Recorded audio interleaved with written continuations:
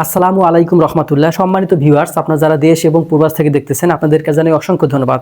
আজকে আমরা 4 রুমের নির্মিত একটি বাড়ির ডিজাইন দেখব এবং এই বাড়িটি 2 তলা ফাউন্ডেশন দিয়ে একতলা করতে কত মালামাল লাগে এবং কত টাকা খরচ হয় আমরা বিস্তারিত জানবো।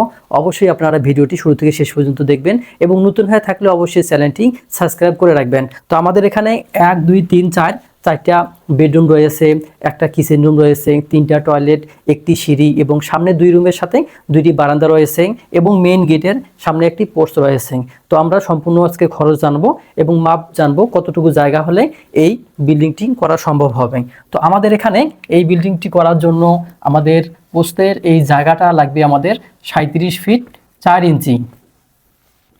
এখন আমরা এই লম্বা জায়গাটাতে দেখি আমাদের কতটুকু জায়গা প্রয়োজন হবে। এই লম্বা জায়গা প্রয়োজন হবে আমাদের 40 ফিট। তাহলে আমরা 37 ফিট 4 ইঞ্চি বা 40 ফিট জায়গা হলে কিন্তু এই বিল্ডিং বাড়িটি করা সম্ভব হবে। এখন আমরা দেখব মাপগুলো, অর্থাৎ আমাদের এখানে কয়টা রুম হবে, 1 2 3 4, এই রুমের মাপ দেখব এবং অন্যান্য সব কিছু মাপ দেখব। আমাদের এখানে বেডরুম রয়েছে, এই বেডরুমের সাইজ আমরা লিখতে পারি 13 ফিট 8 ইঞ্চি বাই 12 ফিট। এখানে একটি কিচেন রুম রয়েছে, আমরা এই কিচেন রুমের সাইজ দিতে পারি 9 ফিট বাই 10 ফিট। এখানে একটি বেডরুম রয়েছে, এই বেডরুমের সাইজ আমরা দিতে পারি 13 ফিট বাই 12 ফিট। আমাদের কিন্তু 2টা বেডরুমের মাপ হয়ে গেল। এখন আমরা এখানে যে বেডরুম, এই বেডরুমের মাপ দেখব। তো এখানে যে বেডরুম রয়েছে এই বেডরুমের সাইজ হচ্ছে 13 ফিট 8 ইঞ্চি বাই 10 ফিট এবং এখানে একটি লিভিং স্পেস পাবো আমরা। তো আমরা এখানে লিভিং স্পেসটার সাইজ বসাই দেব। তো এখানে আমাদের লিভিং স্পেসের সাইজ 9 ফিট বাই 12 ফিট এবং এখানে একটি বেডরুম রয়েছে, এই বেডরুমের সাইজ আমরা লিখতে পারি 13 ফিট বাই আমরা 12 ফিট দিলাম। আমাদের কিন্তু রুমের মাপ শেষ। এখন আমরা দেখব আমাদের এখানে কিন্তু বারান্দা রয়েছে, অর্থাৎ 2 রুমের সাথে চমৎকারভাবে সামনের দিকে 2টি বারান্দা রয়েছে, যাতে করে এই বাড়িটা দূর থেকে বা কাছ থেকে দেখতে সৌন্দর্য লাগে। এখন আমরা এই বারান্দাগুলোর সাইজ কত দেব? তো এই বারান্দার সাইজ 10 ফিট বাই 3 ফিট 6 ইঞ্চি। এদিকেও একইভাবে 10 ফিট বাই 3 ফিট 6 ইঞ্চি। তবে আপনারা 3 ফিটও দিতে পারেন, 3.5 ফিট অথবা সর্বোচ্চ 4 ফিট পর্যন্ত কিন্তু আপনারা দিতে পারেন। এখন সামনের দিকে আমাদের কি থাকবে? একটি পোর্চ থাকবে, এই পোর্চ থাকবে। আর এই পোর্চের সাইজ আমরা দিতে পারি, এই পোর্চের সাইজ আমাদের এখানে 9 ফিট বাই, এটা আপনাদের 9 ফিট বা 10 ফিট 8 ফিট আপনাদের সুবিধা মতো দিতে পারেন। এখন আপনারা দেখব টয়লেটগুলো। তো আমাদের এখানে একটি টয়লেট রয়েছে, এই টয়লেটটা আমরা কমন হিসাবে ব্যবহার করতে পারি এবং এখানে যে টয়লেট রয়েছে এই টয়লেটটা আমরা অ্যাটাচ হিসাবে ব্যবহার করতে পারি। তো এখানে সাইজ হচ্ছে 8 ফিট বাই 5 ফিট এবং এখানেও 8 ফিট বাই 5 ফিট। তাহলে আমরা 5 ফিট এবং 5 ফিট 2টা আমরা কিন্তু পেলাম। এখন আমাদের এইখানে যে টয়লেট রয়েছে এই টয়লেটে আমরা সাইজ দেব, এই টয়লেটের সাইজ 7 ফিট বাই 4 ফিট আমরা কিন্তু দিয়ে দিলাম। আর এখানে কিন্তু আমাদের এখানে আমাদের স্টেয়ার, এখানে আমাদের এই স্টেয়ারটা থাকলো। এখন আমরা দেখব আমাদের এখানে ডাইনিং স্পেসটা কতটুকু জায়গা লাগবে। এই ডাইনিং স্পেস আমাদের এখানে জায়গা থাকবে 17 ফিট 9 ইঞ্চি বাই 12 ফিট 5 ইঞ্চি। আমরা এখানে এই দিকটা সহকারে ধরে নিয়েছি। এখন আমরা এই বাড়িটি একটি ডুপ্লেক্স বাড়ির সিস্টেম, অর্থাৎ 2 তলা ফাউন্ডেশন দিয়ে ডুপ্লেক্স বাড়ি। এখন কথা হচ্ছে যে যদি আমরা এখানে মেন গেট করি তাহলে কিন্তু এই মেন গেটের ভিতর দিয়ে লিভিং স্পেসের ভিতর দিয়ে ডাইনিং স্পেসের ভিতর দিয়ে কিন্তু সিঁড়ি দিয়ে উপরে উঠা যাবে। এই কারণে আমরা যেখানে ডিজাইন করছি এই ভদ্রলোকের এই সামনে দিয়ে একটি রোড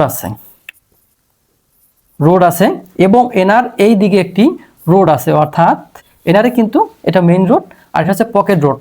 তো এখন কি হবে?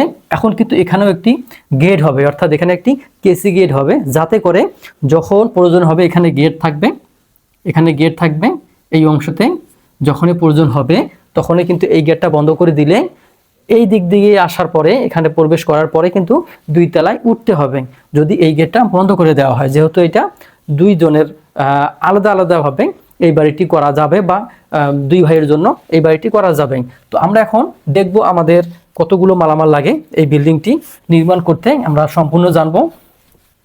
অবশ্যই আপনারা একটু ধৈর্য সহকারে ভিডিওটি সম্পূর্ণ দেখবেন, কেননা আপনাদের অনেক কিছু বোঝার আছে, অনেক কিছু ব্যাপার আছে যেইগুলো হয়তো 2-1 মিনিট 3 মিনিটে ক্লিয়ার বোঝা বা ক্লিয়ার বুঝে দেওয়ার মতো হয় না, কিছু সময় লাগবে। এই কারণে অবশ্যই আপনার ধৈর্য সহকারে ভিডিওটি দেখবেন। তো আমাদের স্টেপ বাই স্টেপ আমরা এই মালামালগুলো বের করব। অনেক সময় দেখা যায় যে অনেক ভাই বলে আমরা কলাম পর্যন্ত ঢালাই করব, অনেক ভাই বলে আমরা ছাদ পর্যন্ত করব, অনেক ভাই বলে আমরা ফিনিশিং করব। সেই ক্ষেত্রে আমি আলাদা আলাদাভাবে সম্ভাব্য একটা মালামালের এস্টিমেট দেব, এখান থেকে আপনারা ধারণা নিতে পারেন। তো আমরা প্রথমে যে কাজটা করব সেটা আমরা ধাপে ধাপে নির্ণয় করব। তো প্রথম পর্যায়ে কলাম পর্যন্ত আমরা কলাম পর্যন্ত মালামালটা প্রথমে বের করব, এরপর আমরা ছাদে বের করব, তারপরে ফিনিশিং বের করব। তো প্রথমে আমরা 1 নম্বরে লিখতে পারি আমাদের সিমেন্ট কতগুলো লাগবে। এই বিল্ডিংটি কলাম পর্যন্ত আমরা যদি এখানে কয়টা কলাম আছে কলামগুলো আপনাদেরকে আমি একটু দেখাই দেই। আমাদের 1 2 3 4 5 6 7 8 9 10 11 12 13 14 15 16, এখানে কিন্তু মোট 16টি কলাম হবে। এই 16টি কলাম দিতে হবে। তো আমাদের কলাম পর্যন্ত সিমেন্ট লাগবে 250 ব্যাগ, 250 ব্যাগ। এখন আমরা 2 নম্বরে লিখব সাদা বালু, সাদা বালি। আমি সাদা বালি কোনটাকে বলবো, যে বালিটা আপনার ভালো বালি এবং লোকাল বালি সেইটা আপনি সাদা বালি হিসাবে ব্যবহার করতে পারেন। তো সাদা বালির প্রয়োজন হবে আমাদের এখানে কাজের জন্য 210 সিএফটি, 210 সিএফটি। এগুলো কিন্তু আপনার ভরাটের জন্য না, আপনার ভরাটের জন্য হলে আলাদা হবে, সেখানে আপনার ভিডি বালি লাগতে পারে, তো সেটা আলাদা, এটা কাজের বালি। এই 3 নম্বরে আমরা লিখতে পারি লাল বালি। লাল বালি আমাদের কতটুকু লাগবে, লাল বালি 350 সিএফটি। এই 350 সিএফটি হলে কিন্তু আমরা কলাম পর্যন্ত ঢালাই করতে পারবো, এটা শুধু ঢালাইয়ের জন্য আমাদের। এবার আমরা 4 নম্বরে আমরা লিখতে পারি আমাদের রড, রড কতগুলো লাগতে পারে কলাম পর্যন্ত। তো আমাদের এখানে রডের প্রয়োজন হবে 3500 কেজি, 3500 কেজি। তবে দেখা যায় যে ডিজাইনের উপরে নির্ভর করে এই পরিমাণটা কিন্তু কম বেশি হতে পারে।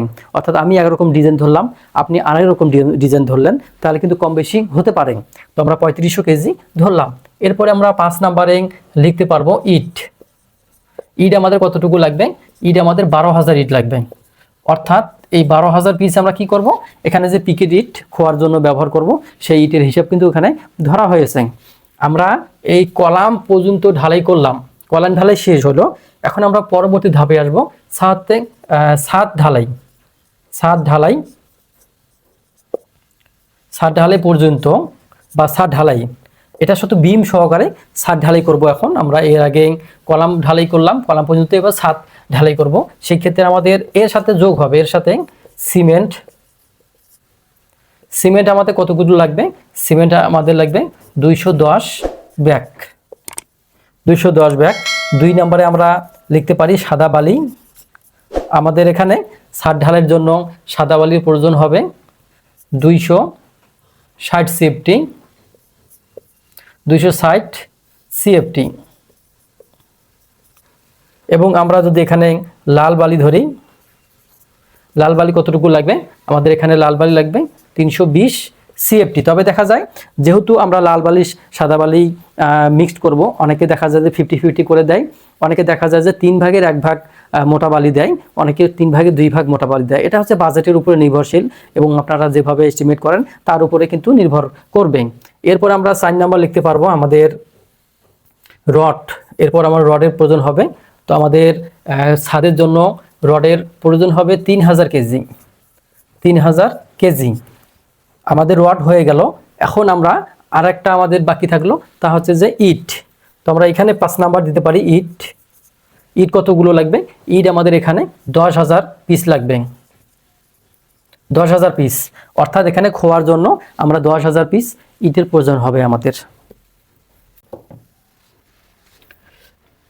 এরপরে আমরা কি করব, ফ্লোর আমরা ফিনিশিংয়ের কাজ ধরবো, অর্থাৎ ফ্লোর আমরা ঢালাই করব। তো আমরা লিখতে পারি আমাদের এরপরে হচ্ছে যে ফ্লোর ঢালাই, ফ্লোর ঢালাই পর্যন্ত। অর্থাৎ আমরা এখন কি করব, ফ্লোর ঢালাই করব। সেই ক্ষেত্রে আমাদের এখানে যে মালামাল লাগবে, তো প্রথমে আমাদের সিমেন্ট লাগবে। এখানে ফ্লোর ঢালাই বলতে আমরা এখন নিচতলা কাজ করব, অর্থাৎ আমরা ফ্লোর ঢালাই করব এবং সেই সাথে গাঁথনি করব এই কাজগুলো করব। তো সেই ক্ষেত্রে আমাদের সিমেন্টের প্রয়োজন হবে 250 ব্যাগ। এরপরে আমরা 2 নাম্বার লিখতে পারি সাদা বালি। সাদা বালি আমাদের প্রয়োজন হবে 800 CFT। এরপরে লাল বালি, লাল বালির প্রয়োজন হবে আমাদের এখানে 200 CFT। আমরা 4 নাম্বারে লিখতে পারি রড। রড কোথায় লাগবে? রড আমরা যখন লিন্টেনগুলো করব তখন কাটা লিন্টেনের জন্য আমাদের যে রড লাগবে সেই রডটা আমরা লিখব। তো আমাদের এখানে কাটা লিন্টেনের জন্য রড প্রয়োজন হবে আমাদের 150 কেজি। এরপরে 5 নাম্বার আমরা লিখতে পারি আমাদের হচ্ছে ইট। এই ইট হচ্ছে গাঁথুনির ইট। আমাদের গাঁথুনির ইট এবং এখানে পিকেট ইট সহকারে আমাদের প্রয়োজন হবে 22,000 পিস। 22,000 পিস হলেই আমরা এই বিল্ডিংটি গাঁথনি এবং আমরা কি করতে পারবো, সেই সাথে এর পিকেট যে ইট সেটা সহকারে 22,000 ইট। তো আমরা কিন্তু স্টেপে স্টেপে দিলাম। অনেকে বলেন যে আমরা কলাম ঢালাই পর্যন্ত করব, তার জন্য এক খরচ। আবার দেখা যায় যে আপনারা ছাদ ঢালাই করবেন, তার জন্য এক খরচ, এবং ফিনিশিং কাজ যদি গাঁথনি কাজে আসেন তাহলে এই খরচ। তো আজকের মতো আমি এখানে শেষ করব। তার আগে একটি গুরুত্বপূর্ণ বিষয় আপনাদের বলবো। অনেকেই দেখা যায় যে একতলা 2 তলা করার ক্ষেত্রে, 3 তলা করার ক্ষেত্রে অনেক মিস্ত্রিরা বলে যে আমরা কনসিল ছাদ করি, কিন্তু আপনার ডিজাইনে আছে আপনার ঝুল ছাদ বা টি বিম। তো যখনই আপনার এরকম থাকবে তখনই আপনারা কখনোই এটা মেনে নেবেন না, বা আপনারা যারা মিস্ত্রি ভাইরা আছেন তারা এই কাজটা করবেন না যে টি বিম থাকার পরেও, ঝুল বিম থাকার পরেও আপনি সেখানে কনসিল বিম দিলেন, যদি না থাকে তাহলে আপনাকে দেওয়া যাবে না। এই বিষয়টা খেয়াল রাখবেন, এটা উভয়ের জন্য। আজকের মতো আমি এখানে শেষ করব। ভালো থাকবেন, সুস্থ থাকবেন। আল্লাহ হাফেজ।